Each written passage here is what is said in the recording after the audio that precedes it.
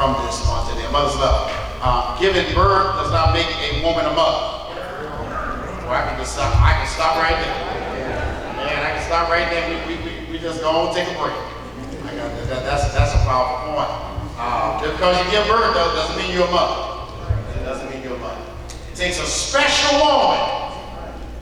Y'all hear me? It takes a special woman to be a mother. Mothers, we want you to know we honor you today. To those who gave birth recently to their first child, we celebrate with you. Celebrate with you. Those who lost a child, we mourn with you. To those who are in the trenches, little ones, every day, they wear the badge of food stains. We appreciate you. Those experiencing loss through miscarriage, failed adoption, or the child ran away, we mourn with you. Those who walk the hard path of infertility, fraud, folks, frauds, tears, disappointments, I want you to know we walk with you today. Forgive us when we say foolish things we don't mean to make this harder than it is. Sometimes we do that on this day, we don't even realize that.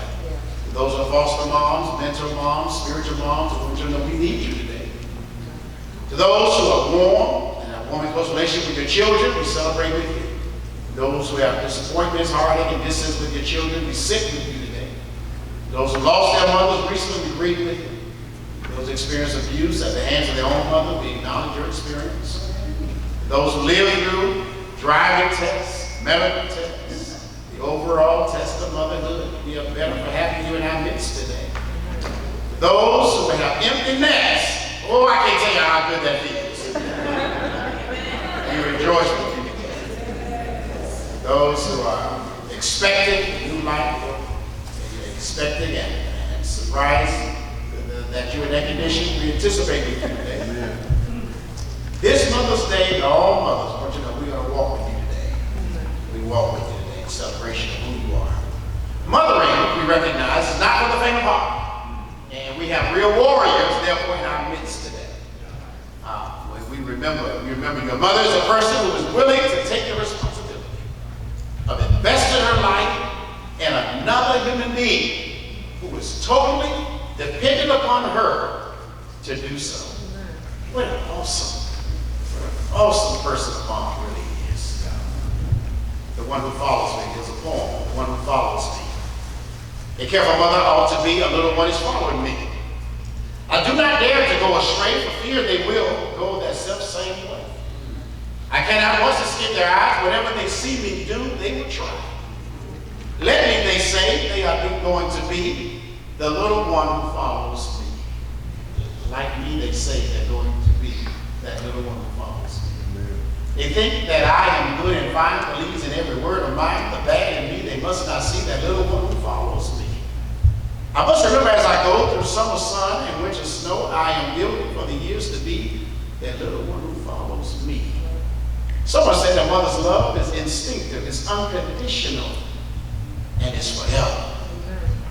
Mama will keep stuff on her heart. She'll stay up all night long. Daddy's snoring. It's because it's a certain bond. You all had that child in you all for 9 months. And there's a bond that you all have that's totally different than Dad. Yet there is an evil in this world, and a mother's love is not always instinctive. In USA, over 200 children a year are killed by their own mothers. So recognize everybody does not have the same that instinctive love. We do recognize that although most mothers would not drink or killing their children, it will be noted that a mother's love that pleases God is learned by instruction and admonition. What to God, I will take time to do all this, but I don't have time. This lesson, I'm not going to finish this lesson, by the way. Now, I know what's going to happen. Some of y'all already in your mind. Some of y'all don't write nothing. I know you don't write nothing. You don't write nothing down.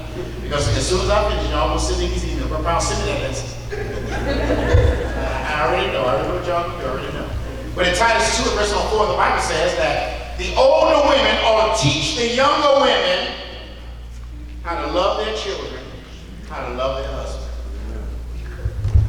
We need teachers. We need older women who are going to teach the younger women in regards to God, this powerful thing. Just how do you love your children? Because, wouldn't it be wonderful if children came with instructions? It takes just follow these instructions. When they do this, turn to page 6 and just do that. When they do this, when they disappoint you, turn to page 13 and just follow those.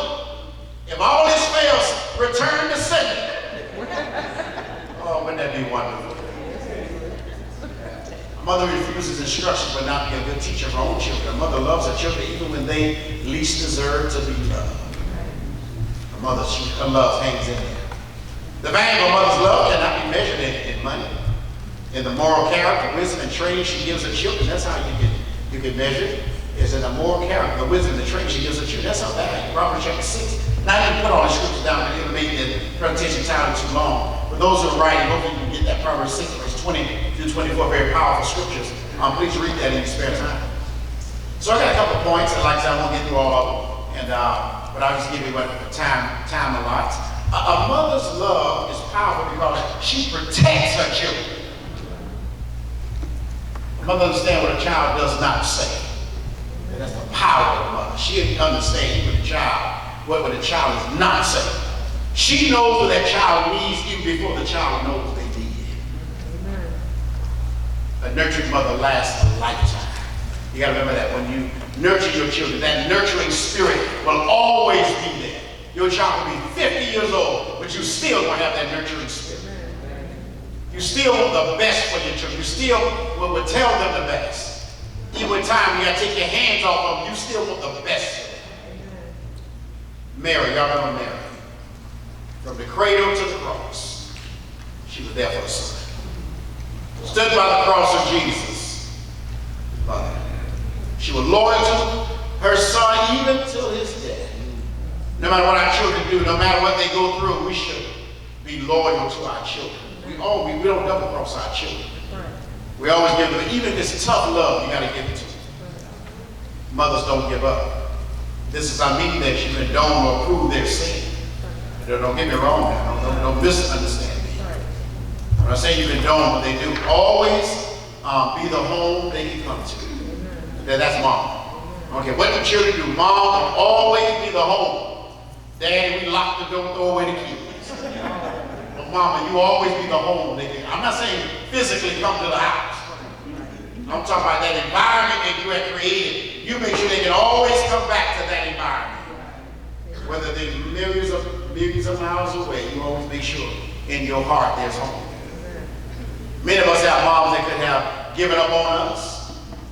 Probably should have gave up on us. Bad as we were. But they loved us anyway.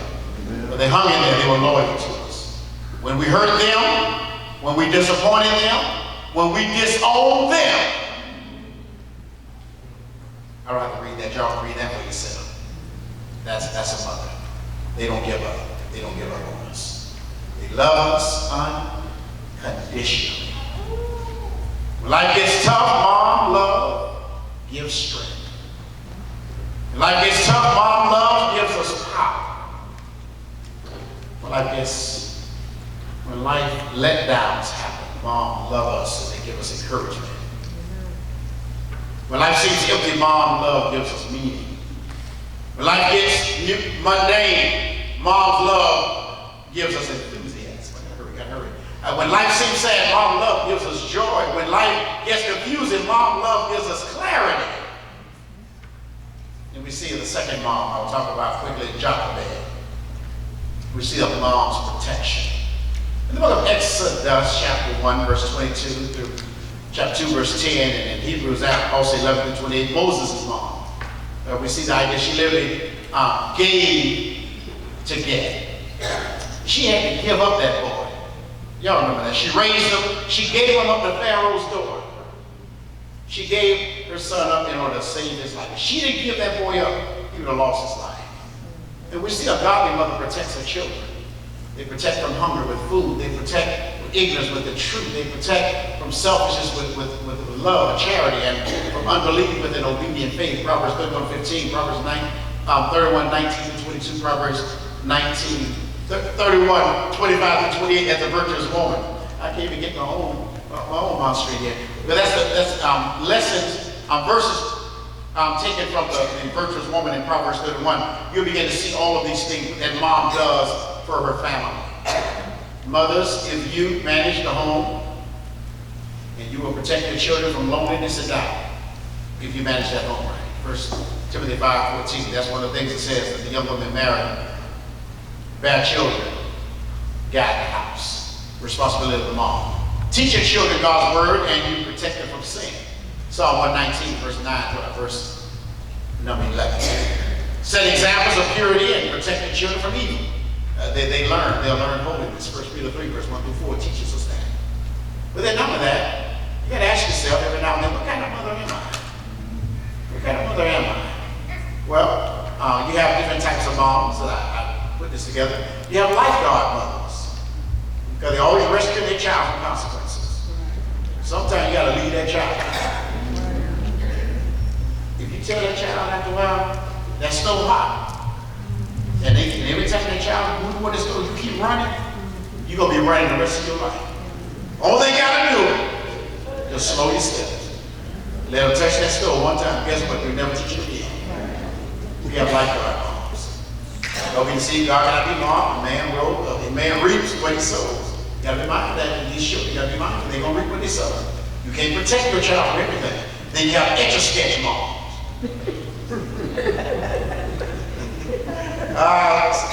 Those who are 30 and younger, you might not explain to them what etch-a-sketch is. They probably know what that is. We have etch-a-sketch moms. Sometimes they're there, sometimes they're not.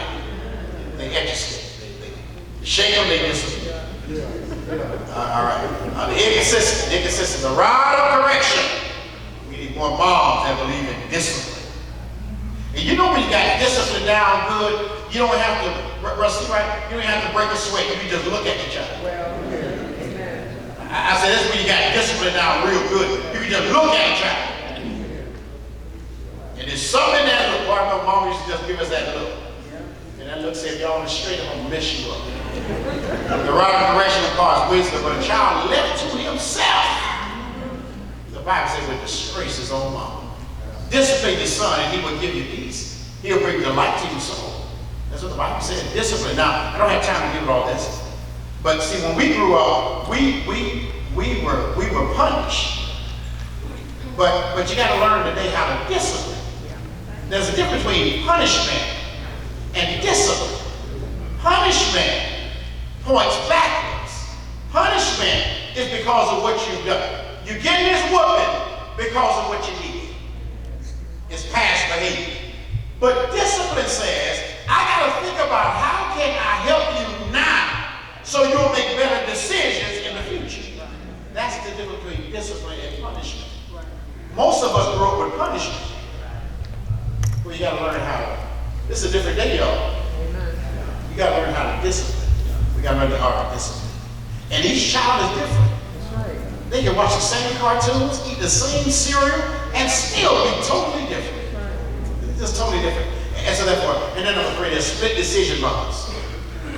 Split decision. They're not unified. They split decision. They make decisions today, but it's totally different later. Split decisions. The Bible says, now, moms, you and your husband, man, got to get together. Because those children see that y'all not together. They're going to play one against the other. And that's why it's always good. If the child asks to do something, what your daddy say? And then it's good sometimes to go check with their dad to make sure he in fact said that. But I know you think your children won't lie. They got to tell you. Amos 3:3 said, how can two walk together except they be agreed? Not except they agree. They got to be agreed. They got to be already on one accord. You can't walk together unless you're all on one accord. Discipline isn't something you do to your child, but it's something you do for your child. Remember that. It's not something I'm doing to you. It's something I'm doing for you. All right, that's the concept of discipline. You look into it. If you discipline your son, the Bible says, for in that there is hope, do not be willing party to his death. Sometimes a child left to themselves. Because see, a child needs guidance. That's why most children, when they rebel, what they use parameters. That they need, you have to put in that child, you have to put within that child a value system. That's why I don't have time. This is too much teaching. But y'all look like y'all interested, but too much teaching. A child, you have to help that child. They have to have a value in education. They have to respect authority. They have to have a healthy self-esteem. They have to have, number 4, a God consciousness, where even if you're not there, they recognize that God sees everything, and they're accountable to God. And as you do that, you're setting parameters or boundaries in that child's life. That child has to have those things if they're going to grow up to be a child that's going to be self-disciplined and one that's going to be productive. Don't have time. Too much stuff. A child who has not been disciplined with love by his little world will be disciplined without love by the great big world. The little world is his home. If love don't help him at home, you cannot expect the police to treat your child the same way you do. When your child will listen to them, all right, come on, boo. You know about my love. Come on. The police ain't gonna be, no, come on, boo. If we don't learn everything that child learns about life and the importance of life should be learned at home. Because you're going to release them to this world. And whatever you don't teach them, the world's going to teach them. And so you got to be mindful of that. If a child lives with criticism, they learn to condemn. Be careful what you teach them. If a child lives with hostility, he learns to fight. If a child lives in ridicule his whole life, he learns to be shy. If a child lives with shame, he learns to feel guilty. If a child lives with tolerance, he learns to be patient. If a child lives with encouragement, he learns confidence. If a child lives with praise, he learns to appreciate. If a child lives with fairness, he learns justice. If a child lives with security, he learns to have faith. Hope I'll get through to somebody today. If a child lives with approval, he learns to like himself. If a child lives with acceptance and friendship, he learns to find love in the world. And oftentimes they go looking for things, but they don't know. They don't really know what real love is. When you send a child out into the world not knowing what real love is, whoever comes along, show them any attention, they'll equate that with love. Even if that man beats them, they'll think that's love. Getting it right when it comes to discipline. Expect first time and cheerful obedience. You know, when you talk to your child, I was in the store some years ago, and this mother was talking to this child, and told the child, they were doing something playing, and the mother told the child to stop, and the child acted just as if the mom had said something, and the mother told the child to stop, and the child looked at him, kept doing it, and I'm sitting there thinking to myself, I remember back in the day. Boy. I talk about daddy all the time, y'all. I talk about y'all daddy all the time.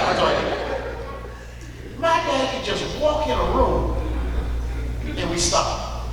The respect we had back then. Woo. Well, we need. I'm not saying scare your kids to death. Well, not all the time. But I'm not trying to scare them. But I'm talking about your children ought to have a healthy respect for you. Man, when I was at school, they said, we gonna call your dad. Whatever bad behavior, it was gone then. We gotta learn to get to the point where we have children. You gotta learn to speak the first time. If you speak to your child over and over, that means that child doesn't respect you. And they're gonna cheerfully obey what you say. Okay? Children obey your parents and everything. The Bible says, for this is pleasing to the Lord. Children, because you know what the thing is, young folk, life is one big circle.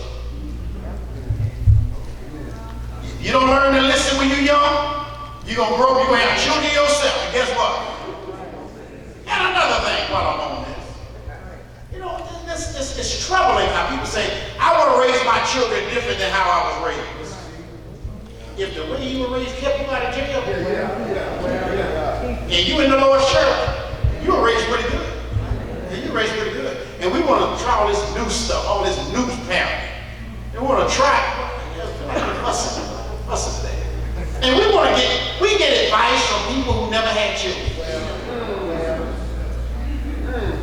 That's why I was bothered by these single folk. Girl, I wouldn't put up with that. Talking to somebody mad, girl, you wouldn't put up with no man put up with you. The Bible says, Philippians 2:14, do everything without complaining and arguing. Teach your children that. Do everything without complaining and arguing. When I say do something, you do it. You don't like that? That's the rules of this house. You don't like the rules of this house? You ain't got to stay here. Amen, somebody. Discipline more for attitude than for actions. Too many times today, the problem with children, their attitude. They act like you bothering them. Number 2, agree to never discipline anger. Don't discipline child anger. You're going to do.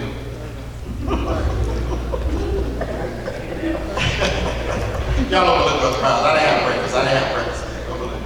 The Bible says, in your anger, don't sin. Ephesians chapter 4, verse 26. Don't anger. In your anger, don't sin. The Bible says, those who stand around and discipline hate their children. Those who love their children carry out their discipline. This is a different translation, but I use this one because it got the point a little clearer. We got the one more clear. Proverbs 24, those who stand around and discipline hate their children. Those who love their children carry out their discipline. Proverbs 25, a youngster's heart is filled with foolishness. But the Bible says, no physical discipline would drive it far away. You see, children, they grow up. You know, they got to understand this. And sometimes we treat, and another problem we have, we treat children like adults. You got to be mindful of that. Number 3, discipline properly with instruction and reconciliation. Be mindful of that. Discipline properly with instruction. And the child needs to know why they're being disciplined. We need to explain that, you know, just need to explain that. Now, I know we came along, we didn't get a lot of explanation. You know, we didn't get a lot of, you know, when like mom and dad will sit down and explain to you know, what happened. You just mess up, you know, you mess up, you get straightened up. You know, so you learn. Eventually you learn. I did something wrong, so I need to stop whatever it was. They can breathe, just whatever it is, just stop. Discipline properly with instruction and reconciliation. Fathers, the Bible says in Ephesians 6:4, fathers it says, do not frustrate. All right? That's the word, frustrate your children. Instead, bring them up in the training and the instructions of the Lord, the discipline and the admonition. And that's the training and the instruction of the Lord. That's training is the same thing as discipline. All right? Subdue will in a child. You got to subdue those self-will in a child. Many children are self-driven. And you know that. Sit them down. Tell them what to do. Tell them what not to do. Just like us. You know, church folks, same thing with us. Tell us what not to do, we'll do it. Tell us to come back to church on Sunday night, watch it, we'll do it. Now, usually reverse psychology. I don't want none of y'all to come to church on Sunday night, church school. You got to you got to subdue self-will in a child. Teach them to pray as soon as they can speak. Teach that child to pray. Be on the side of the bed. Now lay me down to sleep. Pray the Lord our soul. If I should die before I wake, pray the Lord my soul to take. God bless mom, dad, grandma. Amen, somebody. Some of y'all know what I'm talking about. You got to teach that child to pray early. And they'll enjoy it too. I promise you'll enjoy it too. You got a problem getting up off your knees, but you'll enjoy it. All right, give him nothing he cries for. And only what is good for him when he asks for it from us. Discipline now. What you're doing, you're molding this child. You're teaching lessons in this. And this is for the young those who have young kids. And this is for you. Punish no fault, confess. But let no sinful act go unnoticed. I got this and I thought about this for a long time before I included this. You know, this is interesting. When a child does wrong and they come to you, let them know you got to help them. You gotta help them. And he talked about the idea that if you just whoop them for everything, then what's going to happen eventually when things do happen, they won't come to you for fear that you're going to punish them. And so we have to learn to get to that point. Now I'm not saying they keep doing the same thing over and over, and they show a pattern. You're going to have to help them. But I'm saying when it comes down to a child, you got to be mindful.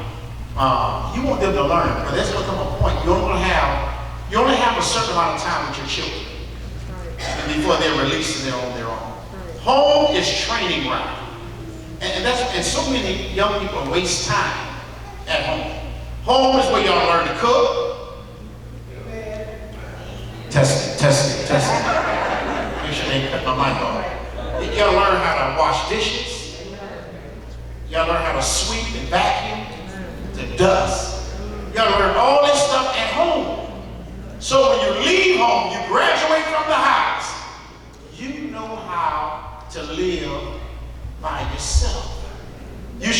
be dependent on anybody once you leave the house. Right. If you're still dependent, then you were not ready to leave that house. Right. Learn to reward good behavior. Learn to reward good behavior. Number 6, strictly observe all promises you made to you. Don't ever tell that child anything, and then you don't keep your word. That's the worst thing in the world. That's the worst thing in the world. If you promise that child, you promise that child that belt. I'm telling you now. I'm telling y'all from experience. I remember that. I was coming along, with I-3. I never forget that we had a situation where I think it was Rude that cut up or something. I said, when I get up, I'm gonna whoop you. Because I was laying down then. I wasn't gonna get up and mess up my damn. And I never forget, Jamal said to her, don't worry about that. Daddy always says that. But he said it too loud. And I heard. And let me tell you something, that nap was over then. Boy, I got that leather, it was on. I was swinging leather then. And that taught me a lesson too. Because they listen to you. Yeah. And you break your promises to them. They remember that. Your word not going to mean anything. And then children, this is for you. Honor your mother for her protection. Keep on listening to your mama. Obey your mama. And you can be blessed. There's a scripture that talks about that. Proverbs 23, 22 to 25. Proverbs 19, 26, 27. The Bible talks about the idea of wasted. In Proverbs, I'm sure you that. Proverbs 23, chapter 30, verse 17. Talk about the idea, be careful. In regards to the idea of abuse, you gotta be careful of that. That goes both ways. And I hopefully I get to that. In regards to, because this thing works both ways. Because the way God set this thing up, y'all, the way God set this thing up, y'all, forgive my southern drawl here. But the mothers will take care of their children, and then when mothers get old, the children will take care of their parents. Oh, that's in the Bible. I'm trying to get there, y'all. I'm trying to get there. Mothers are protecting us in many ways. Physically, they protect us from danger. Morally, they teach us what's right from wrong. Emotionally, often they protect us from things they knew that would hurt us. And spiritually, they brought us up to love and to serve the Lord. The mother protects us in many ways. A mother prays for her children. The mothers pray. They keep on praying. They keep on praying for the children. Faith in Father is the center of her life. All right, Proverbs 31, verse 10, 12, Proverbs 12, verse 4, and Proverbs 31, verse 30. That verse is moving again. A mother trusts in God before her son, her husband, and her children. She trusts God. She believes that God is the one that's going to come through for her. All right, she follows God's ways of motherhood, not the latest fad or the philosophies on child rearing. Sometimes we read these books, read these magazines on people. I say this all the time. People who never had children, we sit there, we'll read them and take their words just like we do the Bible. And then another person I point out to you quickly is Hannah. Hannah, the mother who heard of God. She heard of God. First Samuel, in regards to, we talk about that, how she raised Samuel. Very powerful story. And she prayed always for her children. And we have to do the same thing. Pray for your children. 1 Thessalonians 5:17, pray without ceasing. Judges 13, 2 through 8, we see in regards to Samson. Samson's parents say, we don't know how to raise this child. We need help from the Lord. We need help from the Lord in raising this child. Every parent needs help from the Lord. Prayer shows you trust God to know what is best for your children. It signifies the special circumstances under which Samuel was born. Samuel was a strategic leader in the life of God's people, Israelite people. He served a traditional period in the history of Israel. He served in the interim period between the judges and the kings. Samuel was one of God's big lead servants. Jeremiah 15:1, Psalm 99, verse 5, verse 6, quickly. There is an encouraging thought behind this passage. God used Hannah to raise a strategic player in his service. God used that lady in a mighty way. God knew down the road he was going to use Samuel in a mighty way. God may be using us today and using you as parents to raise an important leader, not only for our nation, for our school, but also for the congregation. So be careful of the power that God places in your hands. Take a look at Hannah and learn from her. We see Hannah's commitment to parenthood in these 4 ways. She prayed desperately for a child. 1 Samuel 1, verse 11. She prayed for a child. Then number 2, she prioritized the raising of her child. She prayed, she prioritized. Each year their family made an annual pilgrimage to offer a special sacrifice to the Lord. When Samuel was a baby, Hannah did not make the church. She determined that Samuel was her focus at the time. She knew her priorities. 1 Samuel chapter 1, verse 21, 22. Number 3, she dedicated her child to God. 1 Samuel 1:21. The Bible says she granted that child to God. She was faithful. Number 4, she was faithful to the responsibility of parenting. You got to recognize parenting is a full-time work. It's a full-time work. It's a full-time work. She considered it an honor to be a parent. The Bible tells us that children ought to be a blessing and not a burden. It's considered an honor to be a parent. You gotta hurry. Hannah was burdened by her childlessness. She was burdened because she didn't have children, not burdened because she had. All right? As God blessed her with a child, she gave her very best responsibility of raising that child. And we see an example of this in chapter 2, verse number 18, verse 7. All right, Samuel was serving in the Lord's house. The Bible tells us every year Hannah made him a special robe to wear. She was faithful in her duty. Hannah was a good example of dedication, a good example of a godly mother. What can we learn from her that will help us in our walk with the Lord? We can learn this. I'm going to share 3 commitments with Hannah that Hannah made. That every parent and every person should make 3 commitments that Hannah made in regards to her son Samuel. Number 1, the first commitment of a godly mother is to commit your situation and your situation to God. Whatever you're going through, make sure you commit it to God, number 1. Sometimes we find ourselves in difficult situations, yes. Sometimes we find ourselves in difficult situations, yes. Think about Hannah.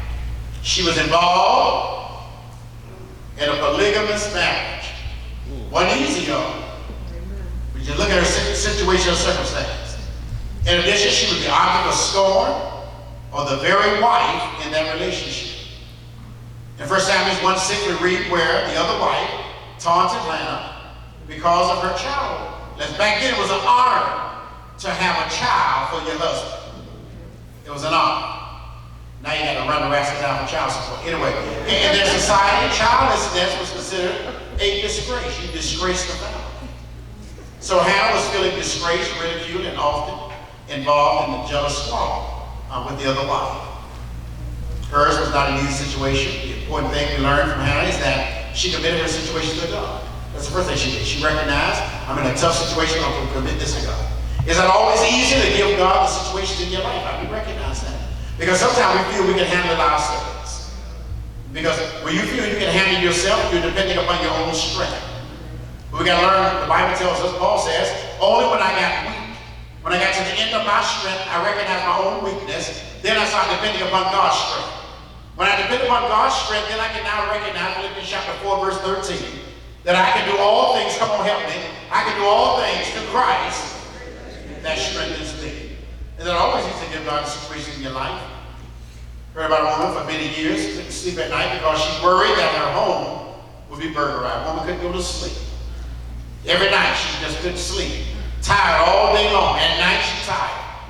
And she up at night when there's word about somebody going to burglarize her house. One night her husband heard a noise in the house, so he went downstairs to investigate. When he got there, he found a burglar. Husband said to the burglar, come upstairs and meet my wife.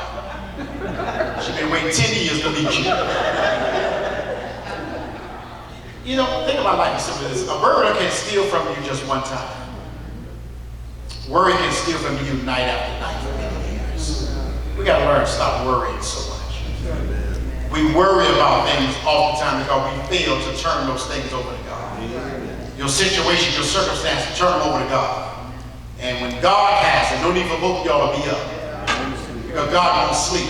So you might well go to sleep, God is still up. Worry not only steals our sleep, but worry also steals our health and our ability to cope with life productively. Be mindful of that. We must place our trust in God and allow God to be in control of our situation. Maybe you're in an unjust situation. Maybe it's unfair. Maybe you're single and desire to be married. Whatever the case is. Maybe you are without a job. Maybe you are unhappy with your job. Maybe you are a single parent raising children by yourself. Maybe you are burdened, as was Hannah, about having a child. The song says, now we don't mind the first part. Because we do that all the time. We tell God and everybody else our problems. But we have a great difficulty in letting go of the problem. We take it to God and we walk around away from God with that same problem. But see, right, if your watch stops, you got to take it to the jeweler to get it fixed. But don't need to take it there, tell them that what the problem is, and they walk right in the store with the watch. Yeah. If you want it fixed, you got to learn to leave it. You got to learn to leave it. Hannah did this, and God wanted you and I to do this as well. Number two, we must learn to trust the grace of God and the sovereignty of God. God not only rules, but God super rules this universe. Nothing happens without God knowing about it. Church, even a bird can't fall from the sky without God knowing about it. That's how awesome God is. The Bible says every star, God knows every star by name. That ain't enough. Let me come a little closer. The Bible says even the very hairs on your head, those who have hair, the very hairs on your head are numbered, not counted. God numbers. What's it? That means if you comb your hair and a strand is left in that, God knows which number that is. That came out of your scalp and is in that comb. God knows the very minute things of life. And so therefore, church, we've got to be mindful that God, He knows us better than we know ourselves. Suppose you were standing behind a little senior elderly at the bank who was one of the most trustworthy people you know. Maybe there's a long line at the bank. You're holding $1,000 cash with a completed deposit slip. You have 15 minutes before your lunch break is over. You're standing in line, you realize your time is running out, you must return to work.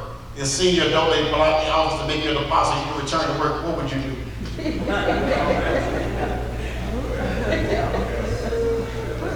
Now she's trustworthy, but I don't know if I would trust her with my money. Just the very thought of you handling that woman that $1,000, you know, while you go back to work, that would be a great challenge. And you'll sit there saying, I know I trust her, but I don't know if I trust her this much. If that is to occur, you must learn to trust that senior lady. Trust doesn't come naturally. Y'all hear me? Trust is something that's built over time. And you can't command a person to trust you. Trust has to be learned and it's earned. In the same way we learn to trust other people, you got to also learn to trust God. It helps to learn trust if we are reminded that God can take any situation and bring glory to His name. God is sovereign, thank God. He's in control of every situation, every circumstance. Even we may not believe it, He's still in control. Consider the following examples. I'm not going to get to where I need to go, y'all. My time is running out. Jesus was born to a virgin who conceived by the power of the Holy Spirit. That was an awkward situation for Joseph and Mary, but they trusted God with their situation. Example, David was the youngest and least likely of Jesse's sons to be chosen as king of Israel, yet God chose him. The power of God. Mary Magdalene was a convert who had been delivered from a demon possession, and yet she was one of the first people to witness the miraculous resurrection of Jesus Christ. It's amazing who the people that God used. I'm glad that God can use the people man refused. That's how awesome God is. God can handle awkward situations. And then number two, the second commitment of a godly mother is to commit yourself to God. Commit your situation, commit yourself. All right? Hannah's commitment was displayed by commitment to prayer. A praying person will display several actions that reflect the commitment of their heart. A praying person is an humble person. You gotta learn to be humble. People that are full of pride don't pray because they think they can handle it all by themselves. You gotta hurry. You cannot be a true prayer without humbling your heart before God. A praying person depends on God. People that don't pray don't depend on God. A committed person walks with God. As you study Hannah's life, you discover that she walked with God. She walked with Him in prayer. She worshiped Him in the Spirit. She gave Him credit and honor for His blessings. Hannah's humility, her dependence and walk with God reflected her commitment to herself to God. And then quickly, number three, the third commitment of a godly mother is commit your best to God.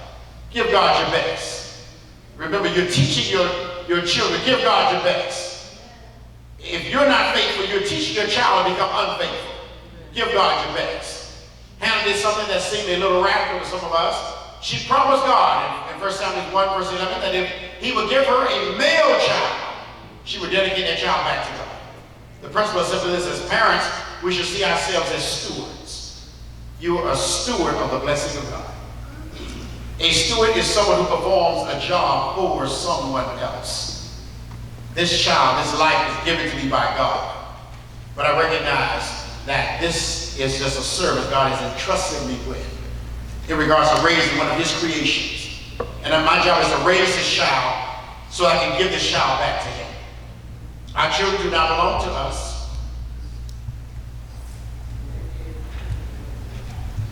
Our children do not belong to us. Our children do not belong to us. They belong to God. We are merely raising them for him. This revolutionized my thinking.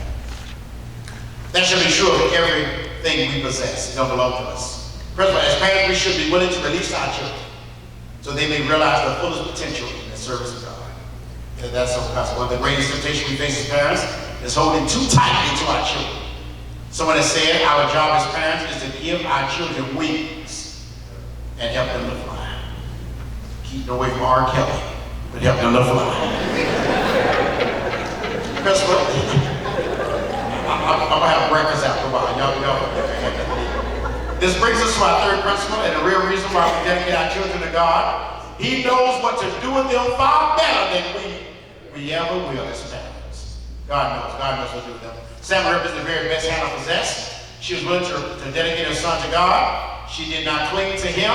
She released him to God. Children, learn this. Live in a way that answers her prayers. This ought to be your thing. If you have a godly mother, she's trying to give you back to God. Children, live in a way where your parents' prayers can be answered. Someone did a poem and I thought it was a very beautiful poem. My mother kept the garden. My mother kept the garden of the heart. She planted all the things that gave my life its start. She turned me to the sunshine and encouraged me to dream, fostering, nurturing the seeds of self-esteem. And when the rains came, she protected me enough, but not too much because she knew I needed to stand up strong in turn. Her constant example always taught me right from wrong, markers for my pathway that will last a lifetime long. I am my mother's garden. I am her legacy. I hope today she feels the love reflected back from me. Powerful thought. I gotta hurry. My last. We got 5 minutes. And they'll be 5 minutes. My third point, those are right now. A mother prepares her children. Because they're not going to be with you always. You got to prepare those children. You got to prepare them. No influence is so powerful as that of the mother. Sarah Joseph Hale said, a good mother is worth hundreds of schoolmasters. George Herbert once said. A mother prepares her children for many things. That training at home prepares them for many things, including, number one, for life. You ever remember that first day of school? But some of y'all know, let me give you some time. Think about that first day of school. She prepared us. How many mothers sat and taught us in regards to certain things, how to read and colors, and taught us things. They prepare you for love. They teach you love, and they show you love, so you'll realize what real love really is all about. Number three, for the Lord, by living, by the example, and by the teaching that she gave. Mothers who prepare their children. We look at Eunice and Lois, what they did for Timothy in 2 Timothy chapter 1, verse 5, chapter 3, verse 15, Acts 16, verse 22. We begin to look at the life of Timothy, and he was influenced by his mother and also his grandmother. Children, accept your mother's preparation and thank her for all she does for you. Even when she falls short, just thank her just for the fact that she took the time to make an effort. You ought to thank her. And let me just say this. You can be mad with your mama right now. I'm not speaking to your mama right now. But let me just say this. Your mama did one thing right. You hid it. We may have a lot of people that influence us, but there's only one more birthed us into this world. Always remember that. There's a lot. Thank God. God has blessed me as I travel, and there are so many individuals who I appreciate the idea of sisters in the church who have served as mother figures to me and then there's a close-knit group that's really, really close to me, and I appreciate that. And I appreciate Sister Carlisle and others in this congregation who's very close to me. I do appreciate that very, very much. But I want us to be mindful. Sometimes people get mad when their mama won't speak. One person birthed you into this world. Don't ever forget that. Don't ever forget that. All right? Do not rob your mother of the honor she is due for the good things she has done for you. Sometimes we get to the point we forget what mama has done. And another thing, I don't care if your mama is on the street corner selling her goods, that's still your mama. I need to say that, because sometimes we think we get to the point where we think we can look down, or get to the point where we don't have to let me move on. You almost got hot. Do not despise your mom by rejecting the protection, prayers, and preparation she gives you every day. Remember that, children. Remember that. And what a debt we owe to our mothers. What a debt we owe. Time they went without so that we can have. What a debt we owe. Give honor to mother by being true to God, who gave motherhood to the world and gave us our mothers. The Bible says, a fool, you don't want to be a fool. A fool despises his mother. Our mothers bring us and they brought us into this world. They nurture us, they provide for us, they raised us. Only one mother who birthed into this world. Hundreds of stars in the gray sky. Hundreds of shells on the shore, on the seashore together. Hundreds of birds that go singing by. Hundreds of, this is a poem. I'm messing it up though. It's a nice poem by reading right. Hundreds of stars in the pretty sky. Hundreds of shells on the shore together. Hundreds of birds that go singing by. Hundreds of lambs in the sunny weather, hundreds of dewdrops to greet the dawn, hundreds of bees in the purple clover, hundreds of butterflies on the lawn, but only one mother the world wide over. Only one mother the whole world, only one mother the world wide over. God only gave you one mother. Evidently, something happened to my notes because I was going to tell you about it. When mama get older, you got to take care of mama too. But something happened to that. Something happened to my screen, but that's okay. But I think y'all get the gist of this. Mamas take care of us, and when they get older, it's our job to take care of them. You make sure you might just put mama out the pasture. Because remember, mama took care of you when you could not take care of yourself. And remember I said this earlier, and we gotta go. Life is a revolving circle. Don't ever forget that, young folk. That's what it's all about. You came into this world bald-headed with no teeth. Stay there long enough. When you came here, you needed somebody to take care of you. Live long enough. You will need somebody to take care of you. And so when you